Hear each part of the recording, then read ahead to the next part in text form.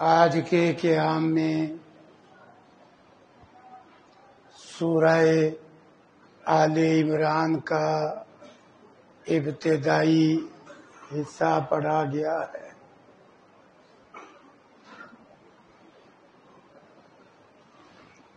سورہ آل عمران بھی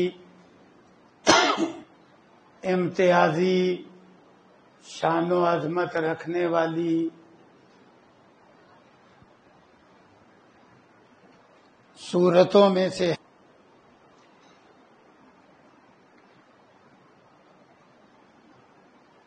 صحیح مسلم میں سورۃ البقرہ اور سورہ آل عمران دونوں کی اکٹھی فضیلت مذکور ہے کہ رسول اللہ صلی اللہ علیہ وسلم نے فرمایا اقرأوا الزہرابین، دو انتہائی روشن اور خوبصورت سورتیں پڑھا کرو، سورہ بقرہ اور سورہ آل عمران۔ پھر فرمایا یہ سورتیں کل قیامت کے دن اس طرح آئیں گی جیسے دو سائبان ہیں، دو بادل ہیں، یا پرندوں کی دو ڈاریں ہیں، اس طرح آئیں گی اور اپنے پڑھنے والوں کا دفاع کریں گی۔ پھر یہ سورت بھی ان 29 سورتوں میں سے ہے جن کی ابتدا حروف مقطعات سے ہے۔ سورہ آل عمران کی ابتدائی تقریباً 80 آیات کریمات نجران سے نصرانیوں کا جو وفد مناظرے کے لیے آیا ان کے حوالے سے نازل ہوئی، اور ایسے زبردست انداز میں نصرانیوں کے شرک کی تردید کی گئی اور انہیں توحید کی دعوت دی گئی۔ جن شبہات کی بنا پہ وہ حضرت عیسیٰ علیہ السلام کو الہ یا اللہ کا بیٹا کہتے، شریک ٹھہراتے تھے، ان سارے شبہات کا زبردست ازالہ کیا گیا، حتیٰ کہ ایک ایک دلیل کے آگے وہ لاجواب ہوئے۔ پھر انہیں مبالغے کا چیلنج کیا گیا اور وہ مبالغے کا چیلنج قبول کرنے سے بھی بھاگ گئے۔ انہیں پوری طرح یوں سمجھ آ گئی کہ یہ آخری پیغمبر وہی ہے جس کا تذکرہ ہماری کتابوں میں ہے اور یہ سچا نبی ہے۔ تو اللہ رب العزت نے کیونکہ ابتدائی 80 آیتیں ان نصرانیوں کی تردید میں اتاری، وہ مشرک تھے، اس لیے سورت کا آغاز ہی توحید کے اس بات سے اور شرک کے رد سے کیا۔ بسم اللہ الرحمن الرحیم، الف لام میم، اللہ لا الہ الا هو الحی القیوم، اللہ اس کے سوا کوئی الہ نہیں، کوئی عبادت کے لائق نہیں، کوئی معبود برحق نہیں، وہی ہمیشہ سے زندہ ہے، ہمیشہ زندہ رہے گا، اور وہی ساری کائنات کو، آسمانوں کو، زمینوں کو، جو کچھ ان کے درمیان ہے قائم رکھنے والا ہے۔ تو ان سے آغاز کر کے ایک اور انداز میں ان کی اصلاح کی۔ نصرانی آخری پیغمبر پر ایمان نہیں لا رہے تھے، یہ تو مناظرہ کرنے آئے تھے۔ اللہ نے زبردست انداز میں دعوت دی، فرمایا نزل علیک الکتاب بالحق مصدقا لما بین من قبل، فرمایا اسی اللہ نے آپ پر کتاب اتاری ہے ساتھ حق کے، جو اس سے پہلی کتابوں کی تصدیق کرنے والی ہے، اور جس اللہ نے اے پیغمبر صلی اللہ علیہ وسلم آپ پہ سچی کتاب قرآن کریم کی شکل میں اتاری ہے، اسی اللہ نے تورات نازل فرمائی اور اسی اللہ نے انجیل اتاری، وہ اس سے پہلے ہدایت کی کتابیں تھیں۔ فرمایا پھر اسی نے حق اور باطل کے درمیان فرق کرنے والی کتاب قرآن کو اتارا۔ یہاں ایک نکتہ ہے، پہلے قرآن کریم کا تذکرہ کیا، حالانکہ یہ سب سے آخری کتاب ہے۔ کیوں سب سے پہلے اس کا تذکرہ کیا؟ ثابت کرنے کے لیے کہ اگرچہ سب سے آخری ہے، شان و عظمت میں سب سے پہلے ہے۔ پھر درمیان میں تورات اور انجیل کا تذکرہ کیا، اور جب وہ جس حالت میں اتاری گئی تھی اس حالت میں انہیں منزل من اللہ اور ہدایت کی کتابیں قرار دیا۔ ان کے بعد پھر قرآن کا ذکر کیا، وانزل الفرقان۔ فرقان کا معنی ہے حق اور باطل میں فرق کرنے والی کتاب۔ یہ بعد میں پھر کیوں دوبارہ تذکرہ کیا؟ وہ اس لیے یہ بات سمجھانے کے لیے کہ تورات اور انجیل میں کیونکہ تحریف کر دی گئی ہے، تبدیلی کر دی گئی ہے، رد و بدل کر دیا گیا ہے، اس تورات اور انجیل کے اندر اللہ کا اتارا ہوا کون سا ہے، لوگوں کا گھڑا ہوا کون سا ہے، اس میں فرق قرآن کریم سے ہوگا۔ اللہ اکبر، وانزل الفرقان۔ یہ فرق کرنے کے لیے اللہ نے قرآن کو اتارا ہے۔ پھر انہیں خبردار کیا کہ جب اللہ نے آخری نبی بھیجا ہے، اس پہ کتاب اتاری ہے، تو جو لوگ ہماری آیتوں کا انکار کرتے ہیں ان کے لیے سخت عذاب ہے، اور اللہ سب پہ غالب انتقام لینے والا ہے۔ پھر اللہ نے ایک اور انداز میں توحید بیان کی، فرمایا یقیناً اللہ اس پر آسمان اور زمین کی کوئی شے مخفی نہیں، کوئی شے۔ لہذا جو حقائق عیسیٰ علیہ السلام کے بارے میں، ان کی ماں مریم صدیقہ کے بارے میں جو حقائق اللہ نے بیان کیے ہیں وہی سچ ہیں، کیوں یہ اس اللہ کی طرف سے ہیں جس پر آسمان اور زمین کی کوئی شے مخفی نہیں۔ پھر فرمایا هو الذی یصورکم فی الارحام کیف یشاء لا الہ الا هو العزیز الحکیم۔ یہ زبردست انداز میں عیسیٰ علیہ السلام کے الہ ہونے کی تردید کی، کیونکہ عیسیٰ علیہ السلام جناب مریم صدیقہ کے پیٹ میں پیدا ہوئے، تو فرمایا وہ اللہ تمہاری شکلیں بناتا ہے رحموں میں جیسے وہ چاہتا ہے۔ مطلب یہ ہے جو شکلیں بنانے والا ہے وہ الہ ہے، جس کی بنائی جائے وہ الہ۔ کیسا زبردست انداز ہے! اللہ نے تو ابتدائی آیتوں میں یہ خیر کر دی، شرک کی کمر توڑ دی اور توحید کو زبردست انداز میں ثابت کر دیا۔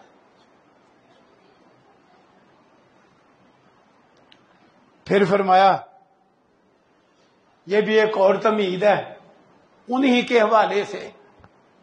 دراصل قرآن کریم کی آیتیں ہوں یا پہلی آسمانی کتابوں کی آیتیں ہوں، اللہ تعالیٰ نے آیتوں کو دو قسم کا رکھا ہے۔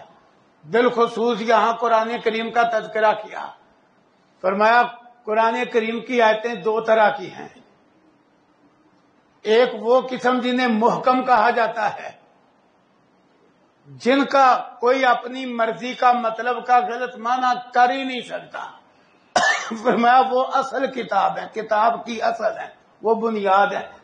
فرمایا دوسری قسم اللہ کی آیتوں کی وہ جو متشابہ، کہ جن کے کئی معنی ہو سکتے ہیں، کوئی غلط معنی اپنی مرضی کا کرنا چاہے تو کر سکتا ہے۔ اللہ اکبر! فرمایا یہ دو آیتیں ہیں، دو طرح کی آیتیں ہیں امتحان کے لیے، آزمائش کے لیے۔ طریقہ کیا ہے آزمائش میں کامیاب ہونے کا؟ طریقہ یہ ہے متشابہ کا مطلب محکم کی روشنی میں سمجھو، اپنی مرضی کے مطلب نہ نکالو، یہ کامیابی ہے۔ اور جو متشابہ کا مطلب اپنی مرضی کا نکالے، فرمایا ان کے دل ٹیڑے ہیں، وہ اپنی مرضی کا مطلب نکالنے کی کوشش کرتے ہیں۔ بطور تمہید یہ بات بیان فرمائی کہ دراصل پہلی آسمانی کتابوں میں حضرت عیسیٰ علیہ السلام کے متعلق کچھ متشابہ الفاظ بولے گئے جن سے ان کو مغالطہ ہوا، لیکن محکم آیتیں بھی تو تھیں، یہ محکم کی روشنی میں متشابہ کو سمجھتے مغالطے میں کیوں پڑے ہیں؟ فرمایا جو متشابہ ہے نا ان کا حقیقی مفہوم صرف اللہ جانتا ہے، یا محکم کی روشنی میں حل کیا جا سکتا ہے ورنہ ان کا مطلب اللہ کے علم میں ہے۔ بڑے بڑے پختہ علم والے بھی پکار اٹھتے ہیں کہ یا اللہ ہم ان پر ایمان لائے کہ تیری طرف سے ہے، ان کا جو مطلب بھی ہے حق ہے۔ وہ ایمان رکھتے ہیں، وہ اپنی مرضی کا مطلب بنانے کی کوشش نہیں کرتے۔ لیکن ساتھ فرمایا کہ یہ فرق کے آیتیں دو طرح کی ہیں، اور اس آزمائش میں کامیاب کیسے ہونا ہے؟ فرمایا صرف وہ لوگ نصیحت پکڑتے ہیں جو ستھری عقلوں والے ہیں۔ وما یذکر الا اولو الالباب۔ عقل کے لیے قرآن و سنت میں عربی زبان میں بڑے الفاظ ہیں۔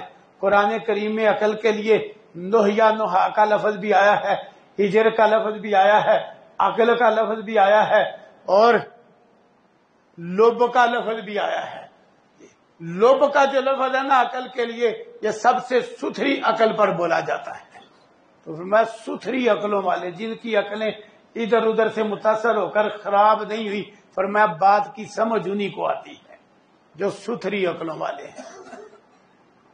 پھر فرمایا وہ پختہ علم، وہ تو دعائیں کرتے ہیں غلط مطلب نکالنے کی بجائے، وہ تو غلط مطلب سے اتنا ڈرتے ہیں کہ وہ حق پہ ہو کے، صراط مستقیم پہ ہو کے، سیدھی راہ پہ ہو کے وہ ڈرتے ہوئے التجا کرتے ہیں ربنا لا تزغ قلوبنا بعد اذ ہدیتنا، یا اللہ ہمیں ہدایت دینے کے بعد ہمارے دل ٹیرے نہ کر دینا، وہب لنا من لدنک رحمہ، ہمیں اپنی طرف سے رحمت عطا فرما، انک انت الوہاب، یا اللہ سب کچھ دینے والا صرف تو ہے۔ دعاؤں میں بھی توحید بیان کی۔ اور میں وہ آخرت کا فکر کرتے ہیں عقلوں والے کہ یا اللہ تو لوگوں کو اکٹھا کرنے والا ہے اس دن میں جس میں کوئی شک نہیں، اور اللہ وعدے کی خلاف ورزی نہیں کرتا۔ پھر اللہ تعالیٰ نے کفر کا، شرک کا انجام بیان کیا۔ کیوں؟ وہ نجران کے نصرانی کافر بھی تھے، مشرک بھی تھے، جو مناظرہ کرنے آئے تھے بطور تمہید، ان کی تردید اس انداز میں بھی کی۔ فرمایا یقیناً وہ لوگ جنہوں نے کفر کیا ہے، ان کے اموال اور ان کی اولاد اللہ کے مقابلے میں کچھ بھی کام نہیں آئے گی، اور یہ لوگ آگ کا ایندھن ہے۔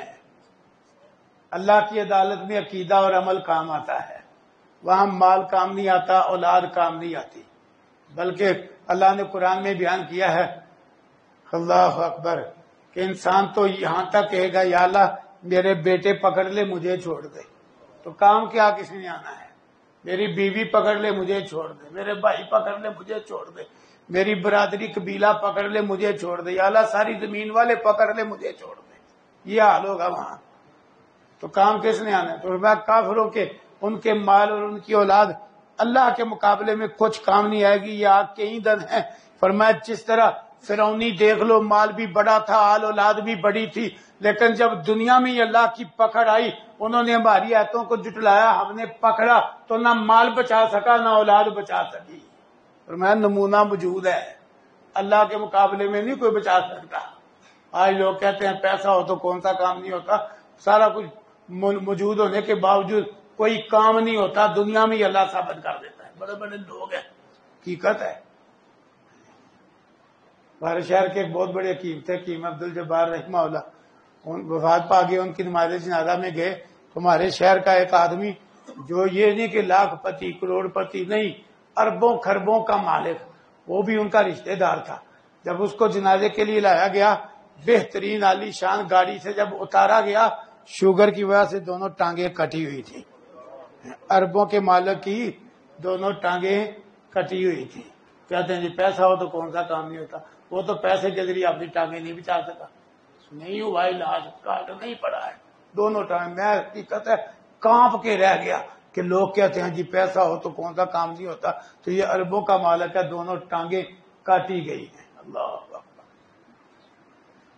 تو اللہ تو دنیا میں دکھلا دیتا ہے کہ پیسہ کام نہیں آتا اللہ کے امر کے مقابلے میں، تو اللہ کی عدالت میں کہاں کام آئے گا؟ پھر اللہ تعالیٰ نے خبردار کیا، فرمایا پیغمبر صلی اللہ علیہ وسلم ان کافروں سے کہو تم دنیا میں بھی مغلوب ہوگے اور تم پھر جہنم کی طرف اکٹھے کیے جاؤ گے، بہت بڑا ٹھکانہ ہے وہ، تمہارے لیے بہترین عبرت کی نشانی ہے ان دو گروہوں میں جو آمنے سامنے ہوئے، ایک گروہ کافروں کا، ایک مومنوں کا۔ کافر ہزار ہر طرح کے اسلحہ سے مسلح، اور مومن 313 نہتے خالی ہاتھ اللہ نے بدر کے مارکے کو عبرت کے لیے پیش کیا، یہود و نصارہ کے لیے، کہ تم بھی ذرا خبردار ہو جاؤ۔ فرمایا اللہ کے امر سے وہ تھوڑی جماعت بڑھوں پہ غالب آئی۔ اللہ اکبر۔ فرمایا کیوں؟ اللہ ثابت کرتا ہے کہ کام اس کا بنتا ہے جس کی اللہ مدد کرے۔ میں اس میں آنکھوں والوں کے لیے عبرت ہے۔ تو حقیقت ہے کام اللہ کی مدد سے ہوتا ہے۔ ہم ایک طرف دیکھتے ہیں سیٹ آدمی ہے، نہ بچوں کی شادیاں نہ بچیوں کی شادیاں، اور بھی کئی ضرورتیں ادھوری۔ دوسری طرف مزدور آدمی ہے اور وہ زندگی میں بچوں کی شادیاں بچیوں کی شادیاں سارے کام کر لیتا ہے۔ کام اللہ کی مدد سے ہوتا ہے، خالی پیسے سے نہیں ہوتا، یہ مغالطہ ہے لوگوں کا۔ اس لیے فرمایا اللہ اپنی مدد سے قوت دیتا ہے جسے چاہتا ہے، فرمایا اس میں آنکھوں والوں کے لیے بڑی عبرت ہے۔ اس کے بعد اللہ نے ایک اور مضمون بیان کیا، اس کا بھی تعلق ساتھ نجران کے نصرانیوں سے ہے۔ قرآن کریم میں جتنے مضمون ہیں اگر سبب نزول خاص ہو تو خاص تعلق بھی ہوتا ہے، پر عام مفہوم بھی ہوتا ہے۔ ان ساری باتوں میں ہمارے لیے بھی نصیحت اور عبرت ہے۔ اب یہود و نصارہ لالچ کی بنا پہ، خواہشات نفس کی پیروی کی وجہ سے وہ حق قبول کرنے سے پیچھے تھے، تو اللہ تعالیٰ نے اس امتحان کا تذکرہ کیا۔ فرمایا لوگوں یہ دنیا کی چیزیں امتحان ہیں۔ فرمایا زُيِّنَ لِلنَّاسِ حُبُّ الشَّهَوَاتِ مِنَ النِّسَاءِ، لوگوں کے لیے خواہشات نفس والی چیزوں کی محبت بڑی مزین اور آراستہ کی گئی ہے۔ 6 چیزیں بیان کی جن کی محبت ہر انسان کی فطرت میں ہے، امتحان کے لیے۔ فرمایا عورتیں، اللہ اکبر، عورت مرد کے لیے تو سب سے بڑا امتحان ہے۔ رسول اللہ صلی اللہ علیہ وسلم نے فرمایا تھا کہ میں اپنے بعد مردوں کے لیے عورتوں سے بڑا فتنہ کو نہیں چھوڑ کے جا رہا۔ بڑا فتنہ ہے عورت، اللہ اکبر، بھلے بھلے رہ جاتے۔ تو میں عورتوں کی محبت، نمبر 2 بیٹوں کی محبت، نمبر 3 سونے چاندی کے جمع کردہ خزانوں کی محبت، نمبر 4 عالی شان گھوڑوں یعنی سواریوں کی محبت، نمبر 5 دوسرے چھپائے دودھ دینے والے گوشت کے کام آنے والے اونٹ گائے بکرا چھترا ان کی محبت، اور نمبر 6 کھیتی باڑی باغبانی اس کی محبت۔ یہ ساری دنیاوی چیزیں، میں ان 6 چیزوں کی محبت لوگوں کے لیے بڑی خوبصورت کی گئی ہے اور ان کے دلوں میں رکھی گئی، اور یہ حقیقت ہے ہر شخص کے دل میں یہ 6 چیزیں موجود ہیں، اور اللہ نے امتحان کے لیے محبت پیدا کی ہے۔ اس امتحان میں کامیابی کیسے ممکن ہے؟ اللہ نے سال کامیابی کا نسخہ بھی بتلایا، اور میں پہلا نسخہ ذہن سازی کر لو، اس کے پیچھے پڑ کے خام خواہ دین کو نظر انداز نہیں کرنا، ذہن سازی کر لو یہ 6 کی 6 چیزیں دنیا کا عارضی سامان ہے، عارضی۔ کیوں ان 6 میں سے کوئی بھی دائمی ہے؟ عارضی۔ عارضی ہونے کے ساتھ ساتھ ان 6 کی 6 چیزوں سے فائدہ بھی اللہ کے امر کے بغیر کوئی نہیں اٹھا سکتا۔ یہ 6 کی 6 چیزیں اللہ نہ کرے الٹ جائے نا تو نعمت کی بجائے مصیبت بن جاتی، یہ حقیقت ہے۔ عارضی سامان ہے، نمبر 1 ایک نسخہ ہے کہ کیسے کامیاب ہوگے اس امتحان میں، یہ سمجھو یہ ہمیشہ کا سامان نہیں۔ خام کا آدمی عورت کے پیچھے ایمان سے ہاتھ دھو بیٹھے، بیٹوں کی محبت میں دین سے خالی ہاتھ ہو جائے، نہیں۔ سونے چاندی کے خزانوں کی محبت میں قبر کو جہنم بنا بیٹھے، غلط ہے۔ فرمایا یہ دنیا کی زندگی کا عارضی سامان ہے، ہمیشہ کا سودا نہیں۔ پہلے یہ ذہن سازی کرو۔ نمبر 2 فرمایا جو اللہ کے پاس ہے نا وہ بہت اچھا ہے۔ وہ کتنا اچھا ہے؟ فرمایا قُلْ أُنَبِّئُكُم بِخَيْرٍ مِّن ذَلِكُمْ، میں تمہیں دنیا کی نعمتوں سے بہتر بتلاؤں؟ اللہ اکبر۔ پر ہے کن کے لیے؟ فرمایا اللہ سے ڈرنے والوں کے لیے، متقیوں کے لیے، جنتیں جن کے نیچے سے نہریں بہ رہی ہیں جہاں ہمیشہ رہیں گے، اور پاک کی گئی بیویاں، اللہ اکبر، اور اللہ کی رضا۔ فرمایا اور اللہ اپنے بندوں کو دیکھنے والا ہے۔ اب آخرت کی طرف دھیان، یہ بھی اس امتحان میں کامیاب کرے گا۔ آگے تیسری چیز بتلائی کہ یہ خوبیاں پیدا کرو تو تب بھی اس امتحان میں کامیاب ہو جاؤ گے۔ وہ چند دن پہلے میں نے بیان کی تھی، الصابرین والصادقین والقانتین والمنفقین والمستغفرین بالاسحار، صبر کرنے والے سچے اور لمبا قیام کرنے والے، فرض نفل نماز پڑھنے والے، خرچ کرنے والے، رات کے پچھلے پیر بخشش مانگنے والے، یہ بن جاؤ کامیابی کامیاب ہو۔ اللہ اکبر۔ دنیا کے امتحان میں یہ 5 خوبیاں ہونا بندہ فیل نہیں ہو سکتا۔ پھر اس کے بعد ایک اور انداز میں توحید بیان کی، کیوں توحید بنیادی چیز ہے، اور میں اللہ نے بھی گواہی دی، فرشتوں نے بھی گواہی دی، ہر دور کے صحیح علم والوں نے بھی گواہی دی کہ اللہ کے سوا کوئی الہ نہیں۔ بھائی اللہ کی بھی گواہی ہے۔ اب اللہ کی گواہی کیسے؟ گواہی تو عموماً بول کے دی جاتی ہے، اللہ کا بولنا کسی نے سنا نہیں۔ اللہ نے کیسے گواہی دی؟ اللہ کی گواہی کے کئی انداز ہیں، اللہ نے گواہی زبردست دی۔ اللہ کی گواہی جیسی گواہی کوئی نہیں جو اللہ نے دی ہے، توحید کی گواہی، لا الہ الا ہو۔ یہ جو اللہ نے گواہی دی ہے ایسی ایسی گواہی دی۔ کیوں؟ اللہ نے گواہی دی بہت بڑی تعداد میں پیغمبر بھیج کے، سارے پیغمبروں نے توحید سنائی، اللہ کی گواہی ہے۔ اللہ نے گواہی دی ساری آسمانی کتابیں اتار کے۔ آج تک دنیا میں جتنی آسمانی کتابیں ہیں، خواہ وہ پہلی تبدیل شدہ ہوں، خواہ موجودہ قرآن ہو جو زیر زبر میں اپنی اصلی شکل میں ہے، پر ساری آسمانی کتابیں، قرآن بھی اور وہ تبدیل شدہ بھی، آج تک توحید ہی بیان کرتی ہیں اور شرک کا رد کرتی ہیں۔ تو رات میں توحید ہے، انجیل میں توحید ہے، پڑھ کے دیکھ لو، بائبل پڑھ کے دیکھ لو، یہ اللہ کی گواہی ہے۔ نمبر 3، انتہائی سخت حالات میں ایک نبی ساتھ چند اہل توحید، مدد کن پہ اتری؟ پیغمبر پہ اور اہل توحید پہ، باقی ساری قوم ہلاک کر دی گئی۔ قوم نوح سے لے کر آل فرعون تک یہی حالات ہیں۔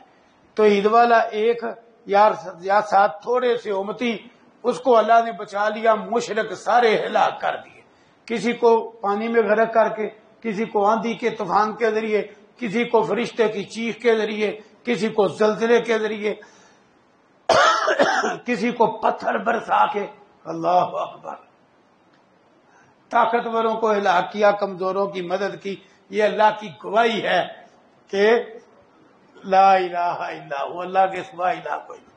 کتنی شکلیں ہو گئی گواہی کی؟ کتنی شکلیں ہو گئی؟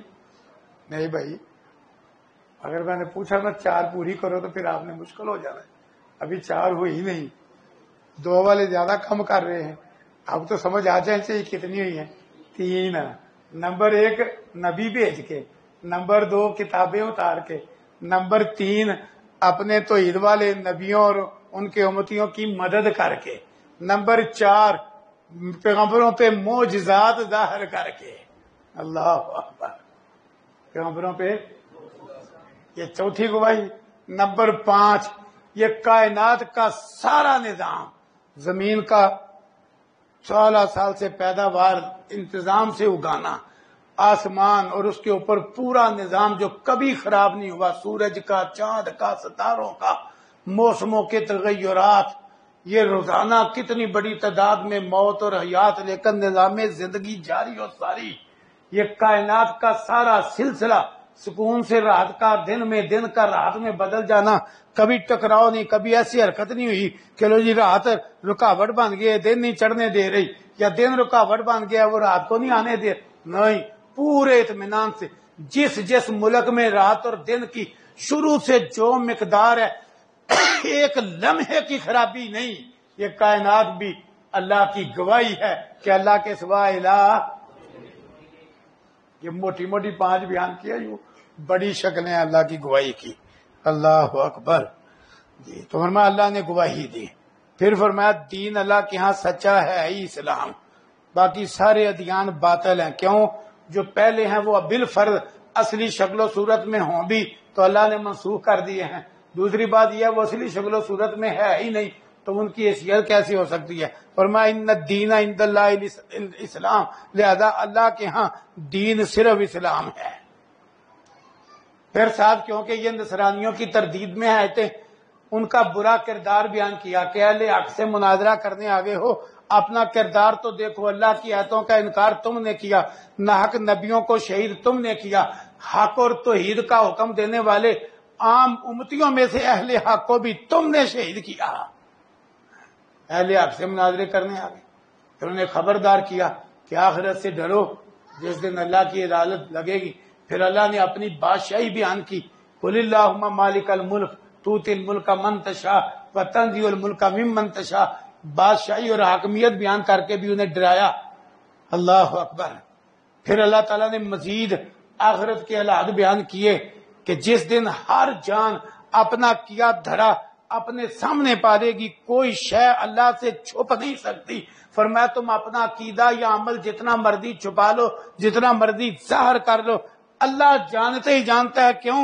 اللہ تو آسمان اور زمین کی ہر شے کو جانتا ہے، تو وہ تمہیں اچھائی کا اچھا بدلہ اور برائی کی بری سزا دینے پہ بھی قادر ہے۔ کیوں؟ وہ ہر شے پہ ہی قادر ہے، وہ ہر شے پہ ہی قادر ہے۔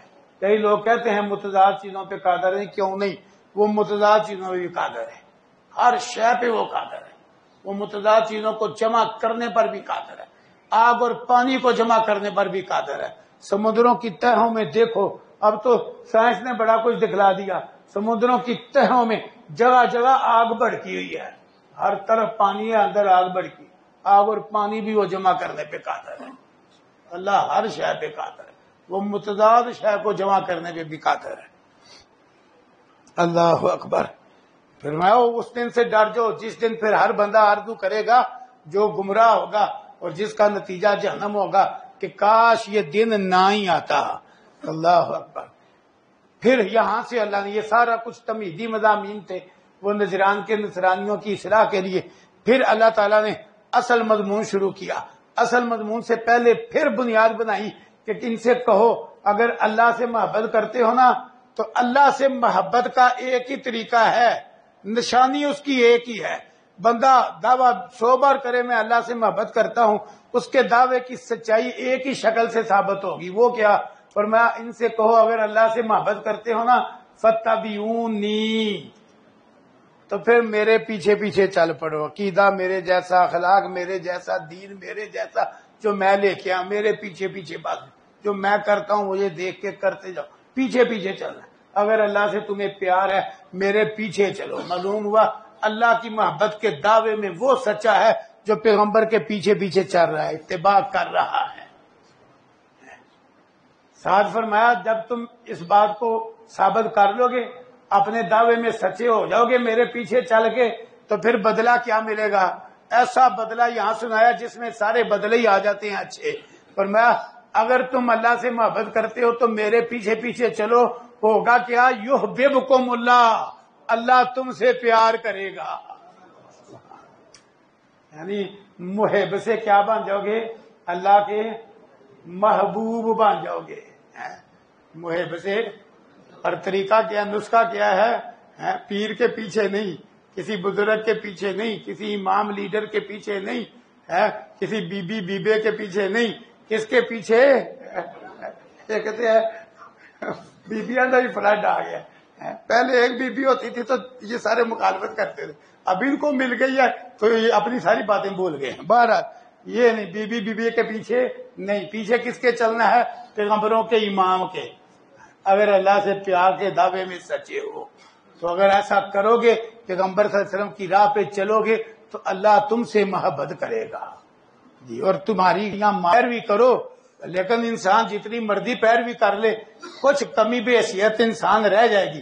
فرمایا جب پوری کوشش تم پیغمبر کے پیچھے چلنے کی کرو نا تو جو کمی رہ جائے گی اللہ معاف کر دے گا، اور پوری کوشش تو کرو، بڑے بڑے کاموں میں تو پیچھے چلو نا، تو جو کمی رہ جائے گی معمولی وہ اللہ معاف کر دے گا۔ اللہ اکبر۔ پھر یہاں سے مضمون شروع کیا۔ فرمایا انہوں نے خام خواہ عیسیٰ علیہ السلام کو اللہ کا بیٹا اور الہ بنا دیا۔ فرمایا اللہ نے نبوت کے لیے 4 خاندان چنے۔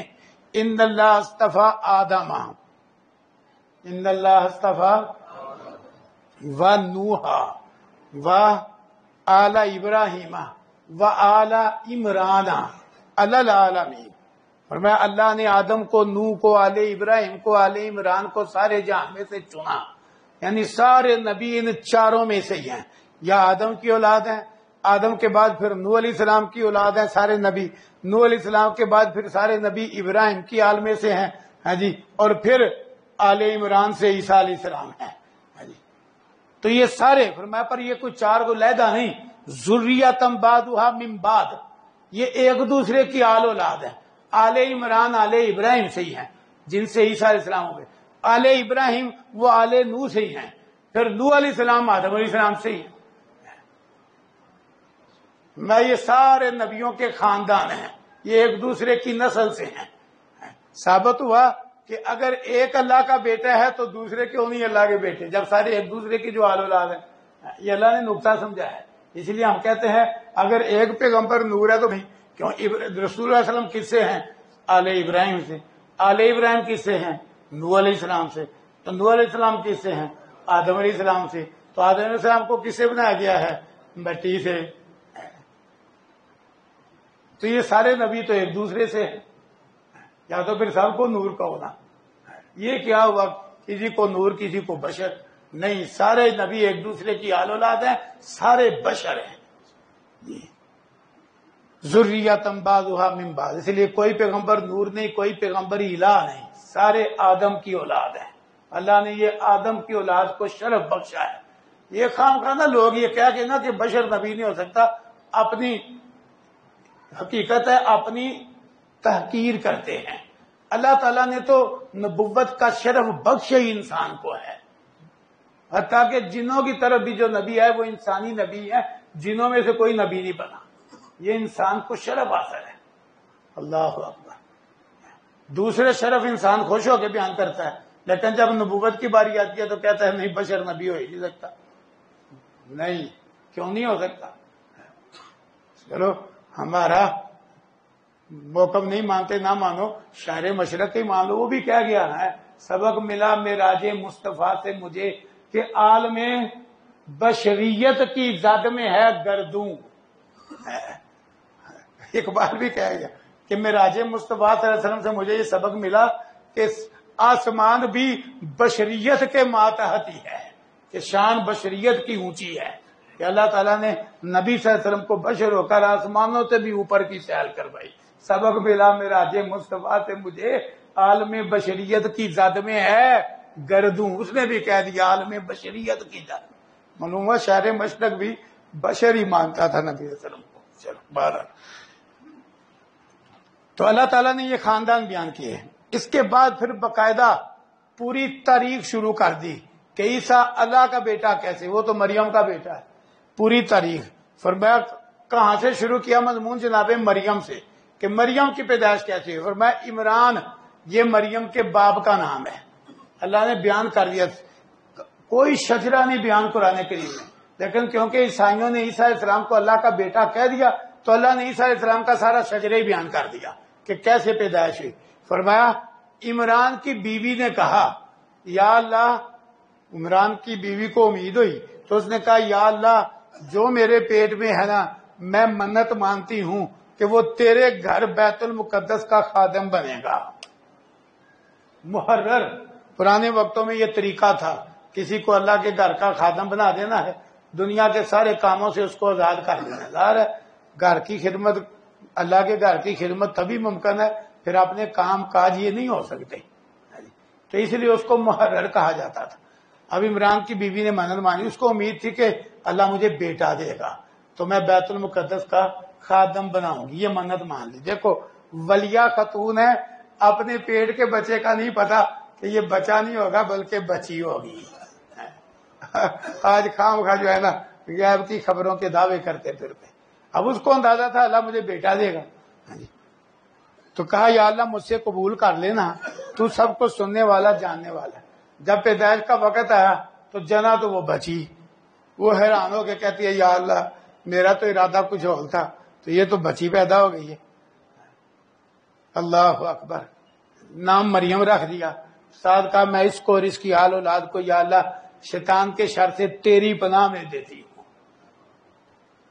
اب اپنی منت کے مطابق انہوں نے بیٹی کو ہی وقف کر دیا بیت المقدس کی خدمت کے لیے کہ چلو کوئی نہیں، بیٹی ہی سے خدمت کر دی جو منت مانی ہوئی تھی۔ اور اللہ تعالیٰ نے وضاحت کی کہ جو اللہ کو منظور تھا نا وہ کچھ اور تھا، اس لیے اللہ نے بیٹی دی ہے۔ اس لیے آدمی اللہ کے فیصلے کو خوش دلی سے قبول کر لے نا تو یہی خیر والی بات ہے، خوش دلی سے۔ اب ہوا کیا، اب اس کی کفالت بھی کرنا تھی، بڑی ہو کے اس نے خدمت گزار بننا تھا بیت المقدس کا، پہلے اس کی پرورش تو کرنا ہے۔ اب جناب عمران اس وقت دین کے امام تھے، اگرچہ پیغمبر نہیں تھے، دین کے امام تھے۔ اب یہ امام کی بیٹی تھی، اس لیے ہر ایک کی آرزو تھی کہ اس کی پرورش، کہ یہ اس کی منت مانی گئی ہے کہ اس کو بیت المقدس کی خدمت کے لیے رکھنا ہے، اس کی پرورش میں کروں میں کروں میں کروں، تاکہ اتنا جھگڑا کھڑا ہو گیا اس خدمت پر کہ قرآن دادی ہوئی۔ کیا ہوا؟ قرآن دادی ہوئی۔ قرآن جناب زکریا کا نکل آیا، کیوں؟ وہ خالو بھی تھے، رشتے دار، قرآن کا نکل آیا۔ اللہ فرماتے ہیں ہم نے جناب زکریا کی کفالت میں دیا اور زبردست اس بچی کی پرورش کی۔ اللہ تعالیٰ نے ایسی پرورش کی، جناب زکریا کی کفالت میں تھی، لیکن جو ہی جناب زکریا حجرے میں جاتے تو اس کے پاس ظاہری اسباب کے بغیر رزق دیکھتے۔ یہ اللہ نے تمہید باندھی ہے کہ جو اللہ ظاہری اسباب کے بغیر مریم صدیقہ کو رزق دے سکتا ہے نا، تو وہ ظاہری اسباب کے بغیر مریم صدیقہ کو بیٹا بھی دے سکتا ہے، رزق دے سکتا ہے تو بیٹا بھی دے سکتا ہے۔ اللہ نے بڑے دلائل جمع کر دیے یہاں کہ یہ عیسیٰ اللہ کا بیٹا نہیں، صرف اللہ نے ظاہری اسباب کے بغیر پیدا کیا، جس طرح اللہ نے یہ بہت کچھ ظاہری اسباب کے بغیر کیا۔ اب جناب زکریا نے جب یہ منظر دیکھا نا تو بے ساختہ پکار اٹھے، یہ کدھر سے آیا؟ یعنی کہ یہ ادھر ہے ہی نہیں، علاقے کا ہی نہیں، یہ رزق کہاں؟ وہ سچی ولیہ ہو، ٹھیک سچی ولیہ ہو تو وہ کیسے جھوٹا دعویٰ کرے؟ آج خام خواہ ساڑھی کوئی تھوڑی پہنچے۔ اللہ اکبر، نہیں، اس نے کیا جواب دیا؟ یہ اللہ کی طرف سے، اللہ جسے چاہتا ہے بغیر حساب کے دیتا ہے، یہ اللہ نے دیا ہے مجھے، اللہ کے۔ اب یہ اتنی بڑی نشانی دیکھی نا جناب زکریا نے، تو اب تک جناب زکریا کی اولاد نہیں تھی۔ معلوم ہوا کوئی نشانی رونما ہو اور ایمان تازہ ہوا ہو تو اس موقع پہ کوئی نہ کوئی دعا کر لینا چاہیے کہ یہ رحمت جوش مار رہی ہے اور ایمان میرا چمکا ہوا ہے، تو آدمی نا اس موقع پہ کچھ مانگ لے، یہ چاہیے۔ جناب زکریا نے یہ بہت بڑی کرامت دیکھی نا کہ اسباب کے بغیر نہیں سکا، تو پھر وہ جذبہ تازہ ہو گیا اور کہتے ہیں اسی جگہ کھڑے ہو کے کہا یا اللہ تو مریم صدیقہ کو ظاہری اسباب کے بغیر رزق دے رہا ہے، تو اسباب اب میرے بھی کوئی نہیں رہے، بوڑھا ہو گیا ہوں، ہڈیاں تک کمزور ہو گئی ہیں، بیوی تو جب جوان تھی تو بانجھ تھی، اولاد جننے کے قابل نہیں تھی، لیکن یا اللہ تو بند کمرے میں مریم صدیقہ کو رزق پہنچا سکتا ہے تو اسباب کے بغیر مجھے بھی بیٹا دے سکتا۔ لو جی، ایسی دعا دل سے نکلی، ساتھ ہی فرشتے آگے انہوں نے کہا اللہ آپ کو بیٹے کی بشارت دیتا ہے۔ اور آج تک ایسے نمونے موجود ہیں، 50 سال اولاد نہیں ہوئی، بڑھاپے کی عمر میں اولاد ہو گئی، اللہ کی قدرت ہے۔ ایسے ایسے واقعات آج بھی موجود ہیں۔ 6 بیٹیوں کے بعد اللہ نے بیٹا دے دیا۔ یوں ڈاکٹروں نے 3-4 پر کہہ دیا تھا کہ ہر بار آپریشن ہو رہا ہے، لہذا آگے عورت اولاد جننے کے قابل ہی نہیں، وہ اس کے بعد اولاد بھی پیدا ہوتی ہے اور آپریشن کے بغیر پیدا ہوتی ہے، اور اللہ بیٹا بھی دے دیتا ہے۔ اللہ کی قدرت کی آج بھی واقعات موجود ہیں۔ تو جناب زکریا نے فوراً اللہ کا دایا اور بشارت آ گئی، اللہ نے بیٹا ایسا دیا، نام بھی اللہ نے عرش پہ خود رکھا۔ فرشتوں نے کہا اللہ یحییٰ کی بشارت دے رہا ہے، یحییٰ، اس کی تعریف بھی کی کہ وہ عیسیٰ علیہ السلام جو اللہ کے کلمے ہیں ان کی تصدیق کرے گا، سردار پاکمن ہوگا، نبی ہوگا اور بڑا نیک ہوگا۔ وہ دیر آئے تو درست آئے تو بشارت میری۔ اب اللہ نے ساتھ یہ بھی بیان کیا کہ جو اللہ اسباب کے بغیر زکریا علیہ السلام کو بانجھ بیوی سے بیٹا دے سکتا ہے تو وہ مریم صدیقہ کو ہے بیٹا کیوں نہیں اسباب کے بغیر دے سکتا؟ دے سکتا ہے۔ یہ کتنی دلیلیں جمع کر دی۔ بہرحال زکریا علیہ السلام ایک دفعہ حیران ہو گئے کہ جوانی میں تو ملا نہیں، تو اب کیسے ملے گا؟ تو اللہ نے کہا اللہ جو چاہتا ہے کرتا ہے، ملے گا۔ کہا پھر کوئی نشانی کہ جب ملنے والا ہو جائے تو کوئی نشانی ہو، میں تمہارا بولنا بند ہو جائے گا، صرف ذکر کے لیے زبان چلے گی، یوں نہیں چلے گی، جب ایسا ہو جائے تو سمجھو آ رہا ہے بچہ۔ اللہ اکبر۔ پھر ساتھ جناب مریم کے ہاں کیسے بغیر نکاح کے بیٹا ہوا وہ اللہ نے تفصیل بیان کی۔ اس میں یہودیوں کا بھی رد ہے جنہوں نے تہمت لگا دی کہ معاذ اللہ مریم نے غلط کاری کی، تو بیٹا پیدا ہوا۔ عیسائیوں کا بھی رد ہے جنہوں نے کہہ دیا وہ تو اللہ کا بیٹا تھا۔ دونوں کی اللہ نے اس واقعہ میں تردید کی۔ یہودیوں کی تہمت کی تردید کی، اللہ نے اتنی پاک دامنی جناب مریم کی بیان کیا قرآن میں کہ یہودیوں کی تہمت کو بالکل زائل کر کے رکھ دیا۔ اور میں فرشتے آئے، انہوں نے کہا مریم اللہ نے تجھے چن لیا ہے، تجھے پاک بنایا ہے اور جہان کی عورتوں پہ تیری شان بڑھائی ہے۔ اے مریم اپنے رب کی فرما برداری کر، قیام کر، سجدہ کر، رکوع کر۔ مضمون بیان کرتے کرتے ہیں درمیان میں اللہ بات کاٹتے ہوئے فرماتے ہیں اے نبی یہ سارے واقعات غیب کی خبریں ہیں، ہم وحی کے ذریعے آپ کو بتلا رہے ہیں، ورنہ آپ وہاں کوئی نہیں تھے۔ آج کہتے ہیں حاضر ناظر، آپ وہاں کوئی نہیں تھے جب انہیں ڈال کے قرآن دازی کر رہے تھے، اور آپ وہاں نہیں تھے جب وہ جھگڑ رہے تھے کہ مریم کی کفالت کون کرے۔ ہم نے آپ کو وحی کے ذریعے بتلایا ہے۔ جس کو وحی کے ذریعے بتلایا جائے وہ عالم الغیب نہیں ہوتا۔ عالم الغیب صرف اللہ تعالیٰ جس کو اپنے آپ سب کچھ معلوم ہے۔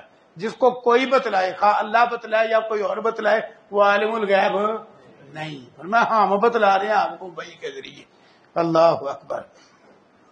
پھر کہا فرشتوں نے اے مریم اللہ تجھے ایک بیٹے کی بشارت دیتا ہے، اور بیٹے کے لیے لفظ بولا کلمہ۔ کیوں؟ کن سے پیدا ہوئے، کلمہ کن سے۔ اللہ آپ کو کلمہ کن سے پیدا ہونے والے بیٹے کی بشارت دیتا ہے جس کا نام مسیح عیسیٰ بن مریم ہوگا۔ دنیا میں بھی بڑے مرتبے والا ہوگا، آخرت میں بھی، اور اللہ کا مقرب ہوگا۔ وہ نہ بولنے کی عمر میں یعنی گود میں لوگوں سے کلام کرے گا، پھر بڑھاپے میں بھی کلام کرے گا، اور بڑا ہی نیک ہوگا۔ جناب مریم پر حیران ہو کے پوچھتی ہیں کہ بچہ کیسے پیدا ہوگا؟ آج تک کسی انسان نے ناجائز ذریعے سے یا جائز ذریعے سے مجھے چھوا ہی نہیں۔ یہ الفاظ پاک دامنی ثابت کرنے کے لیے بیان کیے کہ مجھے کسی نے آج تک چھوا نہیں۔ ان کی بھی تردید کی، جو نصرانیوں نے کہا نہیں جی نکاح ہوا تھا، ہاں جی، ان کی بھی تردید، کہا نہیں مجھے کسی نے چھوا ہی نہیں، کسی طریقے سے نہیں چھوا، تو انسان کے اس کے بغیر بچہ کیسے پیدا ہوگا؟ فرشتوں نے کہا اللہ جو چاہتا ہے پیدا کرتا ہے، اللہ کے امر سے ہوگا۔ اللہ اکبر۔ تو اللہ کے امر سے عیسیٰ علیہ السلام پیدا ہو گئے، تو ثابت کیا اللہ تعالیٰ نے کہ عیسیٰ مریم کا بیٹا ہے، اللہ کا بیٹا نہیں۔ پھر عیسیٰ علیہ السلام نبی بن کے جو تعلیمات لائے وہ ساری توحید والی تعلیمات بھی اللہ نے سورت میں بیان کی کہ عیسیٰ علیہ السلام نے صاف کہا تھا اللہ ہی میرا بھی رب ہے، تمہارا بھی رب ہے، صرف اللہ کی عبادت کرو، صراط مستقیم یہی ہے۔ اللہ اکبر۔ اور توحید ہی صراط مستقیم ہے۔ آج شرک پھیلانے والوں نے بھی نام رکھا ہوتا ہے ادارہ صراط مستقیم، نام رکھنے سے نہیں صراط مستقیم بنتا۔ توحید کا دین صراط مستقیم ہے۔ کون سا دین ہے؟ توحید والا۔ کہا اللہ ہی میرا بھی رب ہے، تمہارا بھی رب ہے، اس اللہ کی عبادت کرو، یہی صراط مستقیم ہے، سیدھی راہ صرف توحید والی راہ ہے۔ اللہ اکبر۔ پھر اللہ تعالیٰ نے وہ یہودیوں کا سازش کر کے عیسیٰ علیہ السلام کو شہید کرنے کی کوشش کرنا اور اللہ تعالیٰ کا آپ کو اٹھا لینا، بچا لینا، وہ بھی سارا بیان کیا۔ پھر اس کے بعد فرمایا حق وہی ہے جو ہم نے قرآن میں بیان کیا ہے۔ یہ کہتے ہیں کہ عیسیٰ علیہ السلام کا باپ نہیں تو وہ اللہ کا بیٹا، کہا نہیں، ہم ایک مثال دیتے ہیں جس سے بات سمجھ میں آ جائے گی۔ فرمایا ان مثل عیسیٰ عند اللہ کمثل آدم خلقہ من تراب ثم قال له کن فیکون۔ عیسیٰ علیہ السلام کی مثال اللہ کے ہاں آدم کی طرح ہے، اللہ نے مٹی سے پیدا کر دیا۔ جو اللہ آدم کو ماں باپ دونوں کے بغیر مٹی سے پیدا کر سکتا ہے، اس اللہ نے عیسیٰ کو باپ کے بغیر پیدا کیا ہے۔ جب آدم اللہ کا بیٹا نہیں، ماں اور باپ دونوں کے بغیر ہو کے، تو عیسیٰ اللہ کا بیٹا کیوں ہو گیا؟ صرف باپ کے بغیر ہو گئے۔ کیسی زبردست مثال سے بات سمجھائی۔ اس کو فصاحت و بلاغت میں کہتے ہیں تشبیہ الغریب بالاغرب۔ کیا؟ تشبیہ الغریب بالاغرب، انوکھی چیز کو زیادہ انوکھی چیز سے تشبیہ دینا۔ عیسیٰ علیہ السلام انوکھے ہیں عام انسانوں سے کہ بغیر باپ کے پیدا ہوئے، لیکن ان کو تشبیہ دی زیادہ انوکھی چیز کس سے؟ آدم علیہ السلام سے، جو ماں اور باپ دونوں کے بغیر پیدا ہوئے۔ اور اللہ نے اپنی قدرت دکھلائی ہے انسان کی اوپر نیچے دونوں طرف سے۔ ہاں جی، دونوں طرف سے انسان چار قسم کے ہیں۔ اوپر کی طرف سے بھی ایک وہ انسان ماں اور باپ دونوں کے بغیر، کون؟ آدم علیہ السلام۔ دوسرا وہ انسان جو صرف مرد سے پیدا ہوا، ماں کا کوئی حصہ نہیں، کون؟ ہوا۔ نمبر 3 وہ انسان جو صرف عورت سے پیدا ہوا، مرد کا کوئی حصہ نہیں، جناب عیسیٰ علیہ السلام۔ نمبر 4 جو ماں اور باپ دونوں سے پیدا ہوتے ہیں، یہ سارے انسان۔ 4 قسمیں ہو گئی اوپر کی جانب سے۔ نیچے بھی دیکھو ہے شادی شدہ، پر وہ انسان صرف بیٹے ہیں جی، صرف۔ نمبر 2 وہ انسان صرف بیٹیاں۔ نمبر 3 وہ انسان بیٹے بھی اور بیٹیاں بھی۔ نمبر 4 ہے انسان پر نہ بیٹی نہ۔ نیچے سے بھی 4 قسم کے، اوپر سے بھی۔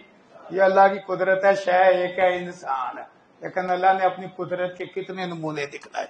تو اس لیے فرمایا آدم کو اللہ کا بیٹا نہیں کہتا کوئی بھی، نہ ماں ہے نہ باپ ہے، تو عیسیٰ کو اللہ کا بیٹا کیوں کہتا؟ ان کی ماں تو ہے، صرف باپ نہیں۔ تو کیسے نقطہ سمجھا؟ یہ سارے دلائل دے کے نا آخر میں پھر بلا کیا کہا؟ اگر ان کو دلائل کی سمجھ نہیں نہ آئی اور یہ جواب نہیں دے سکے تو یا نبی پھر کہو آؤ، ہاں جی، ہم اپنے بیٹوں کو بلاتے ہیں تم اپنے بیٹوں کو بلاؤ، ہم اپنی عورتوں کو بلاتے ہیں تم اپنی عورتوں کو بلاؤ، ہم بھی آتے ہیں تم بھی آؤ، میدان میں آ کے ہم گر گرا کے دعا کرتے ہیں کہ یا اللہ جو ہم دونوں گروہوں میں سے، اہل ایمان میں سے اور نصرانیوں میں سے جو جھوٹا ہے اس پہ لعنت بھیج، عذاب بھیج، آؤ پھر میدان میں۔ جب وہ دلائل کا جواب نہ دے سکے نبی صاحب نے پھر یہ آیتیں پڑھ کے مبالغے کا چیلنج تھا، کہتے ہیں ذرا ہمیں مشورہ کرنے کو۔ اس وفد میں 3 سردار تھے، 3، ان میں عاقب نامی سردار بڑا سیانہ تھا۔ تینوں بیٹھ گئے، ہاں جی کیا کرنا چاہیے؟ وہ جو زیادہ سمجھدار تھا نا آ کے وہ کہنے لگا مجھے تو اتنے دن ہو گئے ہیں بحث کرتے، ہاں جی ہماری ہر بات کا جواب انہوں نے دیا ہے، ان کی ایک جواب کو بھی بات کا بھی توڑ ہم نہیں کر سکے، ساری نشانیاں میں غور کر رہا ہوں، خیر چاہتے ہو تو ایمان لے آؤ، یہ واقعی اللہ کا نبی ہے۔ جو سب سے سمجھدار سردار تھا ان میں سے اس نے کہا خیر چاہتے ہو تو ایمان لے آؤ۔ وہ کہنے لگے بس یہ مجبوری وہ مجبور، تو اس نے کہا پھر میری دوسری بات ضرور مان لینا، مبالغہ نہ قبول کرنا ورنہ تمہاری نسل ہی ختم ہو جائے گی۔ یہ سچا نبی ہے، نبی سے جو مبالغہ کرے نا وہ ہلاک ہو جاتا ہے، مبالغہ نہ پھر قبول کرنا۔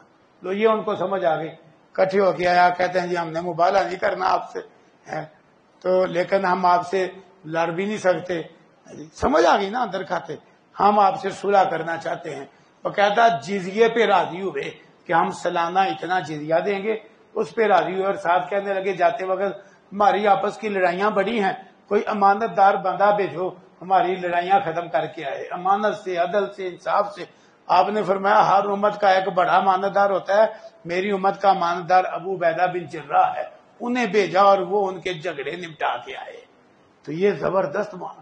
پھر اللہ تعالیٰ نے اس کے بعد مزید ان کو سمجھانے کے لیے نصیحتیں کی، ان میں وہ آیت ہے جو رسول اللہ علیہ وسلم نے ہرکل جو عیسائیوں کا اس وقت سپر طاقت کا بادشاہ تھا، کیسر روم ہرکل، اس کو جو خط لکھا نا بڑا مجاہدانہ شاندار، اس خط میں جو آیت لکھی نا رسول اللہ علیہ وسلم نے، وہ آیت بھی سورہ آل عمران کی ہے۔ خط ایسے تھا، زبردست ہے۔ آج تو مسلمان ایمان کمزور ہونے کی وجہ سے رہ گئے ہیں، ورنہ نبیوں کا طریقہ تو یہ تھا غیر مسلموں سے۔ آپ نے خط لکھا بسم اللہ الرحمن الرحیم، بسم اللہ لکھی، 786 نہیں لکھا، بسم اللہ، نبیوں کا طریقہ یہ ہے۔ سلیمان السلام نے بھی خط پہ کیا لکھا؟ بسم اللہ الرحمن الرحیم، یہ سارے نبیوں کا طریقہ، بسم اللہ الرحمن الرحیم۔ پھر خفیہ خط نہیں لکھا، پہلے لکھا من محمد الرسول اللہ، یہ اللہ کے نبی محمد صلی اللہ علیہ وسلم کی طرف سے خط ہے۔ کس کے نام ہے؟ الہ ہرقل عظیم الروم، ہرقل کے نام ہے جو روم کی سلطنت کا بادشاہ ہے، اس کے نام خط ہے۔ السلام علیکم نہیں لکھا، السلام علی من اتبع الہدی، کہ ہماری طرف سے سلام اس کو ہے جو ہدایت کی پیروی کرے، یہ لکھا۔ آگے لکھا جاندار 2 لفظی خط، اسلم تسلم، اسے فصاحت و بلاغت میں کہتے ہیں تجنیس الاشتقاق، دونوں لفظوں کا مادہ ایک ہے پر مطلب کا بہت فرق ہے، اور 2 لفظوں میں بڑی گہرائی ہے۔ اسلم، اللہ کا دین اسلام قبول کر لے، اسلم، اب دیکھو سین لام میم یہ مادہ ہے اس لفظ کا بھی، اسلم، پر اس کا مطلب کیا ہے؟ اللہ کا دین اسلام قبول کر لے۔ آگے ہے تسلم، مادہ اس کا بھی سین لام میم ہے، لیکن اس کا مطلب ہے دنیا میں بھی بچ جائے گا، قبر میں بھی بچ جائے گا، آگے بھی بچ جائے گا۔ اسلام قبول کر لے تو بچ جائے گا۔ پھر اگلی بات تھی اسلم، اسلام قبول کر، یؤتک اللہ اجرک مرتین، اللہ تجھے 2 اجر دے گا، اور اگر تو اسلام نہ لایا تو تیری ساری قوم کا جو گناہ ہوگا وہ بھی تیرے سر پہ آئے گا، کیونکہ قومیں بادشاہوں کے دین پہ ہوتی ہیں، کہا ان کا بھی گناہ کا بوجھ تو اٹھائے گا۔ ساتھ پھر کہا اللہ کا فرمان ہے قل یا اہل الکتاب تعالوا، یا آگے آپ نے عہد لکھی، کہو اے اہل کتاب آؤ ایک ایسے کلمے کی طرف جو تمہارے درمیان برابر ہے۔ تم نے مسخ کیا، اس کو تبدیل کیا، ورنہ عیسیٰ بھی توحید لے کے آئے، ہم بھی توحید والے ہیں، تمہارے درمیان برابر ہے۔ وہ کلمہ کیا ہے کہ ہم صرف اللہ کی عبادت کریں، اس کے ساتھ کسی کو شریک نہ ٹھہرائیں، ہم ایک دوسرے کو رب نہ بنائیں۔ اور اگر پھر بھی تم نہ مانو تو ہمارا اعلان سن لو، ہم تو اللہ کے بندے ہیں اور اللہ کا دین اسلام ماننے والے ہیں۔ یہ خط کا مضمون تھا۔ طوفان برپا ہو گیا یہ خط پڑھنے سے، اس وقت کی سپر طاقت کے محل میں اسے سمجھ ساری آ گئی۔ اس نے باقاعدہ محل کے دروازے بند کروا کے لوگوں کو مخاطب کر کے کہا خیر چاہتے ہو تو یہ سچا نبی ہے، اس کا دین قبول کر لو، سچا نبی۔ لیکن بادشاہوں کو بادشاہت کا لالچ، وہ ایسے اس کے محل کی طرف اچھل کے پڑے جیسے جنگلی گدھے اچھلتے ہیں۔ دیکھا تو دروازے بند تھے، وہ تو دروازوں کو ٹکرے مانے، پکڑو اس کو۔ بادشاہ یہ دنیا کے بادشاہ کی کیا حیثیت، سارے جناب اس کے پیچھے پڑ گئے۔ اس نے اندازہ کیا کہ کام خراب ہے، وہ کہتا ہے وہ بات تو سنو۔ ہاں جی کی ہے، کیا بات ہے؟ وہ میں نے تو تمہارا امتحان لیا، تم کتنے پکے ہو، مجھے پتا چل گیا تم عیسائیت پہ بڑے ہی پکے ہو۔ لو جی ساتھ ہی پھر گیا، وہ سارے سجدے میں گر پڑے، 1 منٹ میں مرتد ہو گیا، ورنہ اسے سمجھ آ گئی تھی، خاطی ایسا تھا، دلائل ہی ایسے تھے۔ اللہ اکبر۔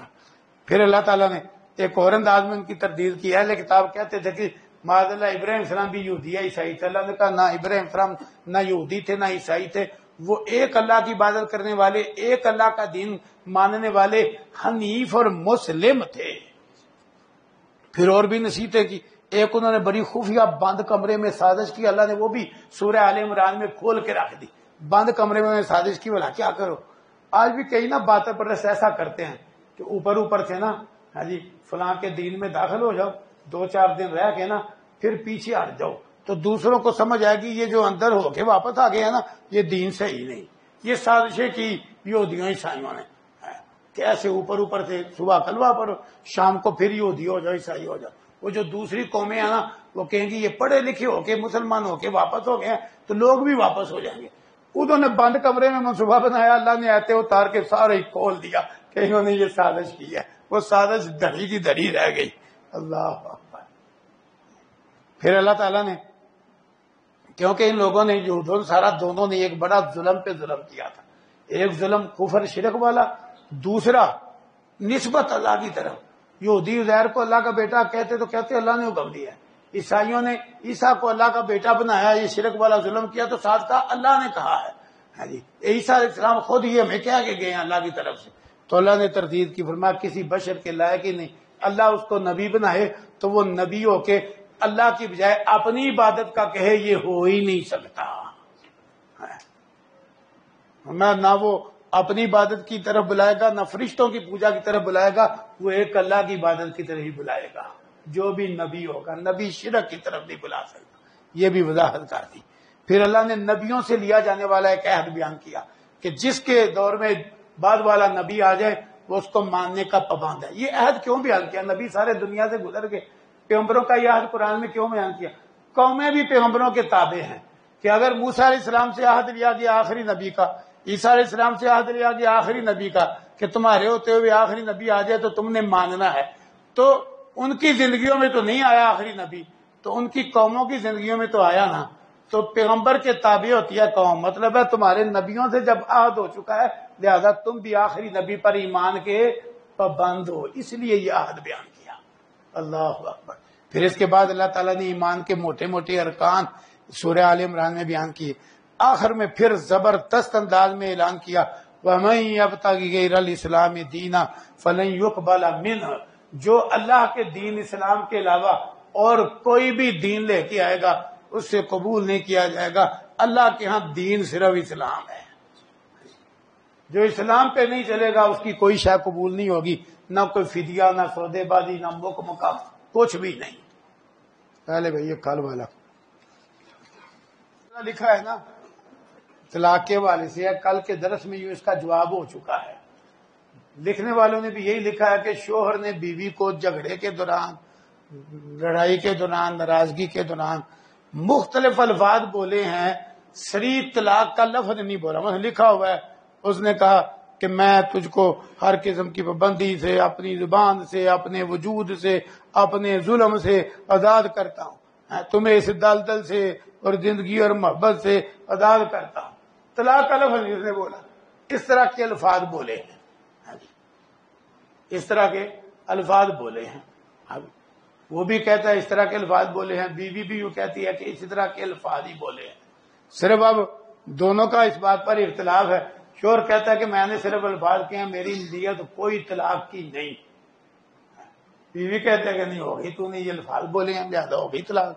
تو بھئی بات یہ ہے جب الفاظ صریح نہ ہوں، جب اس نے طلاق کا لفظ نہیں بولا، یہ ایک تحریر بیوی کی طرف سے ہے، شوہر کی طرف سے ہے جو یہاں تک پہنچی ہے، تو دونوں یہ اس پر متفق ہیں کہ لفظ طلاق کا نہیں بولا، دوسرے الفاظ بولے ہیں۔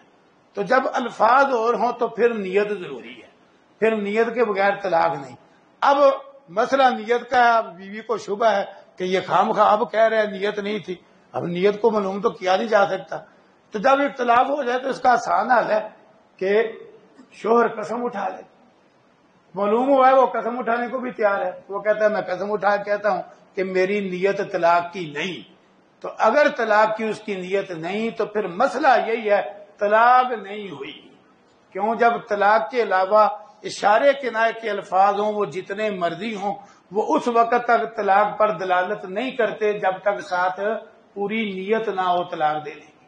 تو جب شوہر کہہ رہا ہے میری نیت نہیں تھی اور وہ اس پر قسم اٹھانے کو بھی تیار ہے تو لہذا طلاق نہیں ہوئی۔ اللہ سمجھنے کی توفیق عطا فرمائے۔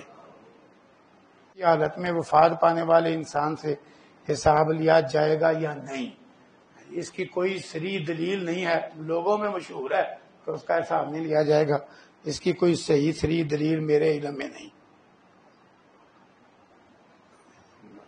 سبحانک اللہم و بحمدک